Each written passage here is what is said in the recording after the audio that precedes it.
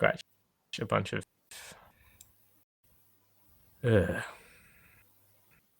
It's not ideal.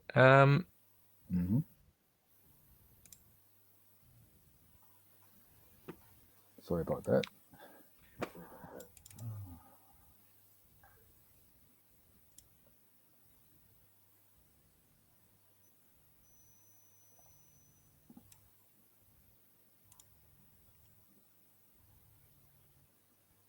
How's that?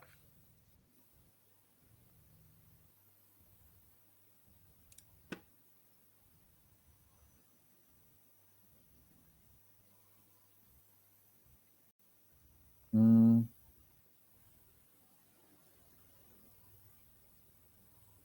me just turn this off.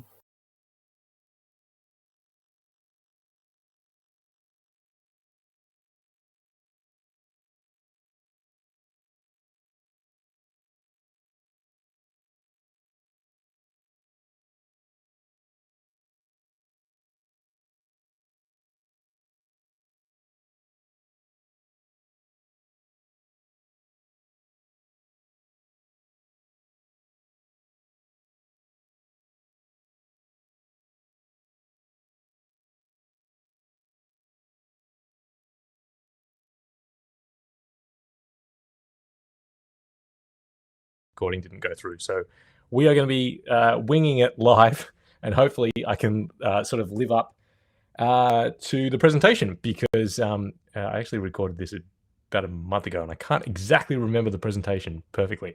So basically, what I'd like to do today is run through the fact that lubricants are extremely important to so many different organizations and so many different industries. So whether you're in mining, whether you're in transport and freight, whether you're involved in basically any part of the economy or even defense, as we heard from Dr. Juan, even the space industry needs lubricants.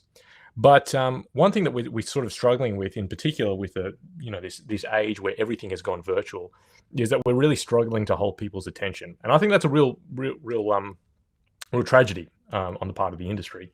And so that's the reason why my presentation is entitled "Why Do All Our Presentations Suck? Lessons from Delivering Around 400,000 Terrible Presentations." Now, I actually see this particular issue as being one which almost has like a moral imperative. So the reason for that is because obviously our industry plays an integral part in reshaping what renewable energy looks like. It also plays an extremely important part in the battle against climate change. So, in order for us to take our place on the center stage and for us to be able to convey our message really well, we have to capture people's attention. And to a certain extent, I think that the lubricants industry is still stuck in the background a bit. I think we need to sort of make more compelling arguments for why we need to be more at the forefront. So the first question you might be asking is like, who the hell is this guy? Why is Rafe qualified to talk about this? Why does he get to say that our presentations are terrible? And the reason why I get to say that our presentations are terrible is because my presentations are also terrible. And ultimately, I think that one thing that I do is that I fail more than almost anyone else, I think, that is presenting at LRVS today. The reason when I say more, you might say, well, Rafe, so far I'm moderately interested in your topic and I'm somewhat entertained. So why are you so hard on yourself? Why do you think you fail more than everyone? And I mean, not just necessarily qualitatively, but I mean quantitatively, I fail more. And so, if you know me outside of LRVS, you might have seen my Lubrication Explained YouTube channel. Now, as far as YouTube channels go, it's small, right? It's niche. There's probably about 7,000 odd subscribers. And I get it, 400,000 views is not big in the scheme of YouTube. I mean, there are big YouTubers who do that, within an hour of uploading a video. But in our little corner of the world, in our corner of our industry, 400,000 is actually a pretty decent number. And I'll explain kind of why I do the YouTube channel when realistically it's not actually earning me any money. So that begs the question, why does Rafe do YouTube? It ultimately, like, the ad revenue from it is barely enough to buy me a cup of coffee each day. And one of the reasons that I do it is because I'm trying to build sort of a training platform. So some of you might have seen it on LinkedIn. Basically, what I'm trying to do is provide a slightly less expensive alternative that's just available online on demand. But in trying, the problem with online training is that everyone kind of went towards online training as COVID hit, right? And everyone just assumed that you could take everything that you did in person and transport it online. But online content doesn't really work that way. So one of the reasons why I do what I do on YouTube is because it's like the ultimate testing ground. How can you actually demonstrate that people are paying attention to your message, and how can you actually show that the audience is learning something from your content? And once you've refined that, you can then take it back into sort of your training presentations, and you can know that they're more effective. So one of the challenges that I have on YouTube is that it's like the Super Bowl, right, of content creation, right? Because you are competing against the best of the best, right? My explainer lubricants videos have to go up against, things like sports highlights. They've got to go up against movie trailers, and they've got to go up against, car reviews and things like that. Subjects which are, I would say, objectively more entertaining than what I do. Just like the bottom left-hand corner, that's my team, Leicester, destroying Manchester City. Obviously, they haven't had a great start to the season this year, so let's move on. But the reason why I do YouTube is because of the amount of data that you get back. So that's one of the challenges with online training, is that you can deliver a great presentation. How do you know that anyone's listening, right? Fundamentally, you don't get that level of feedback. So what YouTube is really good for is it gives second-by-second analytics on viewer retention. So you can actually compare your videos and see on a second-by-second basis, when are people losing interest? When are they selecting another video because they've gotten bored? And there's a couple of kind of general key features that you can look at, and you can use that to refine your video strategy and how you deliver a message. So as an example, there's always a drop at the beginning. That's largely associated with people just like clicking on a video and they mistakenly did it. Or the autoplay feature on YouTube often will go to another video and people decide that they don't want to watch it. So that cratering at the very beginning is very normal. However, from there is where it starts to get interesting. And so what you can do is identify, for example, drops in viewer retention. And you can say, oh, okay, at these various points in the video, I know that I've lost their interest. And you can go through, and over the course of the 180 odd videos that I've uploaded, you can start to see patterns and trends. What is it exactly that loses people's interest? And so if we could summarize kind of the death of an audience, the death of an audience is slides containing only words, slides containing many words, slides containing very small print, reading the words on the slides, long summaries, and static content. And what you'll see is that this particular slide does all of the things that I said you're not supposed to do. Now, at this point in the recorded version of the video, what I was going to say is that typically my head is in the top right-hand corner of these videos. And so the whole point is that, by having your, did that switch? My presentation's not going through. Why is that? Are you guys seeing the death of an audience on the slide, just in the chat? Or are you still seeing the YouTube logo? No idea. Okay, I'm just going to play out one anyway. So basically, the whole point is me having the face in the top right-hand corner, and that's just a little bit of dynamic content so that people pay more attention. People tend to pay more attention to faces. The other thing that you can look at with the viewer retention is every now and then there are these spikes in retention, right? So you might say, well, how can the number of viewers increase mid-video? That doesn't make a whole lot of sense. So basically what this is it's actually people going back and re-watching something, right? So there's maybe something that has sparked their interest, and they actually rewind the video to re-watch something. And so that kind of gets double counted as a view, right? So as one of the techniques that I've started to use, for example, in animations, is to actually go through an animation really, really quickly. So this here is the interaction of the ZDDP molecule with water, right? And when you go through it so fast, what I found is that it actually engages people's brains, and they go, hey, hold up, I didn't catch all of that. I need to rewind and maybe look at it in slow motion so that I fully understand it.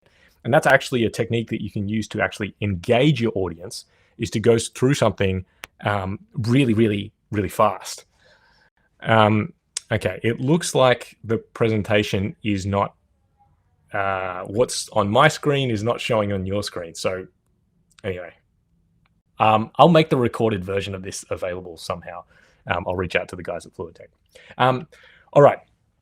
The other thing that we want to do is we want to be a little bit contextual as well about how we do these presentations. So one of the things that is a feature of the channel is that everything is done on a dark background, and that's actually intentional. So for example, the viewer analytics that I have in my YouTube backend show that only 35% of views are actually on a computer, which means that the vast majority, which is 65%, is done on mobile devices. And increasingly, that's where we're seeing training go too, right? People want that sort of on-demand capability. They want to be able to learn wherever they are, whether that be at work or during a commute, if they're on public transport, hopefully not while driving. They want that flexibility. And so one of the things with mobile devices is that dark backgrounds just tend to show up a little bit better because people are generally not watching while they're in brightly lit environments. So again, it's being contextual to where your audience is as well. And I think that's potentially something that we, as an industry, kind of need to learn, because, that sort of bright background is not something that you want to watch. I don't know, if you're putting your kids to bed, which is where I tend to watch most of my content. The other thing I should say as well, just about like the way that things are delivered, you'll notice that if you go through YouTube thumbnails, that they're always featuring faces. This is not exclusive to YouTube, like Netflix does it as well. When you go, this is a bit dangerous showing people my Netflix recommendations, but none of these are the actual movie poster, right? They generally feature a single face, and that's because Netflix knows that we pay attention to faces, and that's where if at all possible, we want to be able to show our face on screen while we're doing the presentation, because it does tend to engage the audience a little bit better. So that's just one tip that I have, that if you can figure out the mechanics of putting yourself in the corner, which Restream seems to do pretty well, then that is one of the ways that you can sort of hold an audience's attention. Now, so far, I've talked basically all about the way that the content is delivered. But what about the content itself, right? How can we kind of shape our message so that it is quite effective? And one of the ways that I kind of like to flag this is talking about information versus talking about insight. So one is kind of descriptive, and one is giving the audience something that they've never seen before.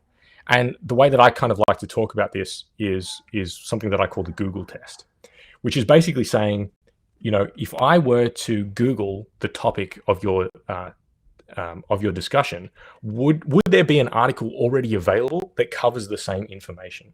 So I ran an example, right, before this. No one, I think, is doing this topic at LRVS. I just said, what is the effect of glycol contamination on an engine oil, right? And if you go through, there's a number of very, very well-written articles, and you can go onto machinery lubrication, and they've got a great in-depth article.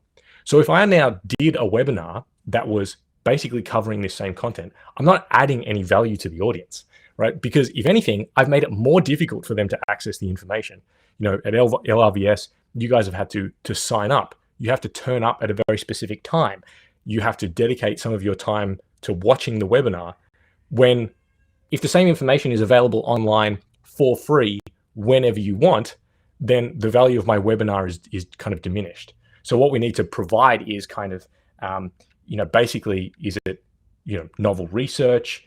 Is it the synthesis of a whole bunch of information that's available online? Is it some kind of market insight, or is it some prediction about the future where you have unique insight to share? So they're some of the things that can really convey a message a little bit better, and is something that people really want to pay attention to. All right. So what's the worst part of all of these different social? One of the other tips is, what is the worst part of these social platforms? And generally, it's the advertising, right? I actually pay for YouTube. Most people don't know that there's a YouTube Premium, and I pay for it because I hate the ads, right? My LinkedIn feed is full of ads. I'm not on Facebook, but I hear that Facebook is replete with ads. So if that's the thing that we don't like about the experience of going on social networks, that's the one thing that will absolutely kill your audience, is if your entire presentation is just an ad for something that you're trying to sell. So again, that's one of the sort of the big no-nos. All right. So if I can summarize the do's: use a legible font, try and have some kind of movement or animation in your presentation as well. That tends to hold people's attention. One thing I didn't mention is basically in all my YouTube videos, if I have a static image on screen for more than 30 seconds, I lose 15% of my audience. So if we're talking to static images, I know it requires a lot of effort to make these animations, but that's just one of the things that seems to hold people's attention. Show your face when you can, because people respond well to faces and they like to engage with the person doing the presentation. And also consider the context of how your audience is going to view the content, right? They're going to, whether it's on, they're likely to do it on a mobile device. That can become a really important determining factor in how you do your actual presentation. And what don't you want to do? Bring information that's already available somewhere. And the other thing that you don't want to do is sell. Now, I know that's been a bit of a rush, and I'm really sorry that this is not kind of like the way I had intended on doing the presentation.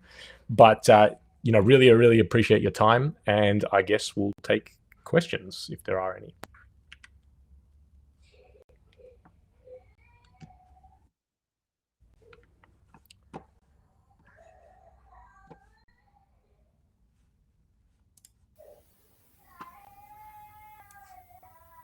All right, thank you, Ralph. If there's any questions, we can take them now. You can put it in the chat box.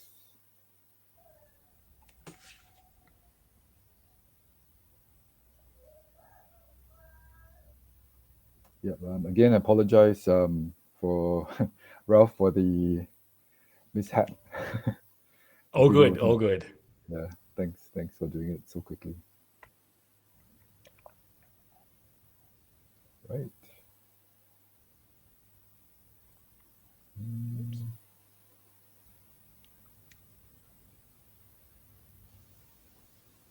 Right. So far, no questions as yet. I guess we're all experts at presentations, is it?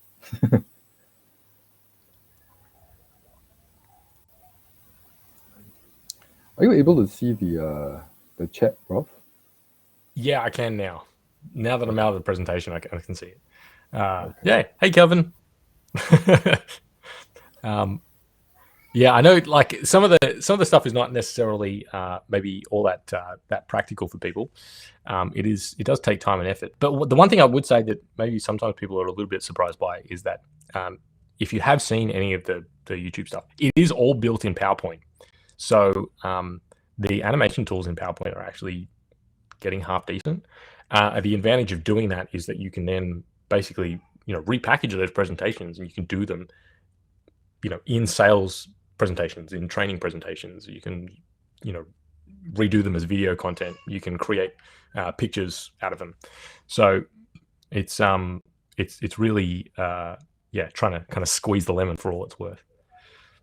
Oh, okay. A couple of questions have come through from Vanda. Hi. Sorry, we haven't actually spoken in person. We seem to always trade messages. The trainer as an important to contribute to the presentation to be good and catch the attention of the attendees. Yeah. I mean, honestly, and I do think that training is one of those things that just takes practice, right? There are some people who seem to be naturals at it for whatever reason. For me, it doesn't actually come naturally. It's just that I've done it so many times and I've practiced it a lot. So that, I think, the trainer and the way that they engage, because let's say, for example, with the ICML materials, right, your MLA, MLT style trainings, the syllabus is set. So everyone is teaching the same material, the same information. The differentiator will be the delivery by the trainer and the way that they engage their audience. And I think there's a lot of work that we could do there. And Mika, hi, Mika. Thanks. What's the perfect length of the video? Of course, it depends on the topic. Yeah, this is a really good question, actually. So, again, like you said, it does depend on the topic. However, for training materials, what I've found is that anything beyond about 12 minutes, you start to lose people. Now, take this with a bit of a grain of salt, because with YouTube, you're speaking to a general audience, right? And so there are going to be people that they're moderately interested in lubricants, but their job doesn't depend on it. Here at LRVS, we're kind of like a self-selecting group, right? Because not only is it professionals from our industry, but it's also people who seem to generally want to learn more and engage more, right? So that kind of audience can deal with a longer presentation. But to your question, yeah. So basically, beyond about 12 minutes on a YouTube video, I'm finding that people start to lose interest. And so I've adopted that into the training packages too. Is that they're all done in kind of 8 to 12-minute segments, right? That'll be a topic, then you have a bit of a break, and then you do another sort of 8 to 12-minute topic.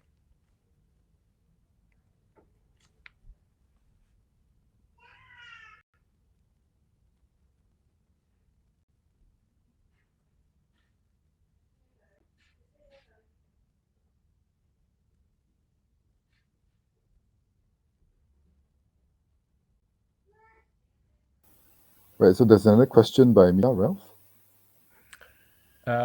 More precisely, do you see people watching your videos from start to finish, or is there some time usually start seeing churn? Yeah. Okay. So I guess related to that previous question. So, yeah, it's watching from start to finish. For a typical YouTube video is probably about 40%, depending on the length, right? So you lose quite a considerable part of your audience on the way through. I find, again, it depends on what kind of audience you're talking to. So if they are an LRVS, then you can probably get to, 30 minutes, right? So as an example, right, I've got 2 different YouTube channels. One is for just like the tutorial videos. That's the Lubrication Explained one. And then I've got the podcast channel, which is Lubrication Experts. Well, the people who are subscribing to the podcast channel are like very passionate about lubricants or are very interested from a professional standpoint. So again, it's a self-selecting audience. Those guys will watch through a video with no animations. It's just 2 talking heads, which can run up to like 45 minutes. I tend to find is when people fall off. So it does depend a little bit on the audience.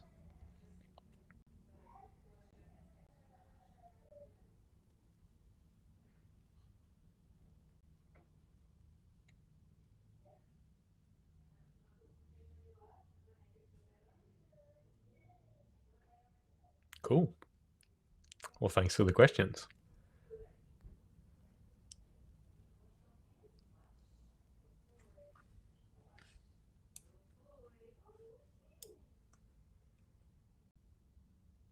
Yeah, and sorry, by the way, as well for the presentation hiccup, but I'll see if I can find that recording and maybe resend it through, and then maybe that version can become the one that ends up on the LRVS app or whatever it is, for posterity's sake.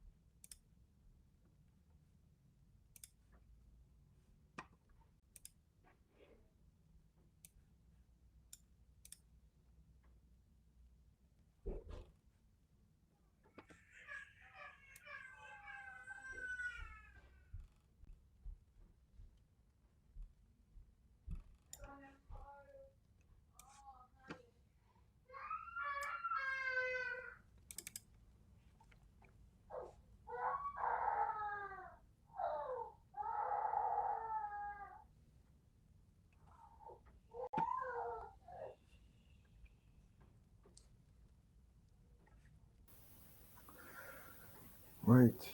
So I guess, well, there's no more questions. Perhaps we'll end this video. If it's okay with you, Ralph? Yeah? Cool. Right. Thanks, Eddie.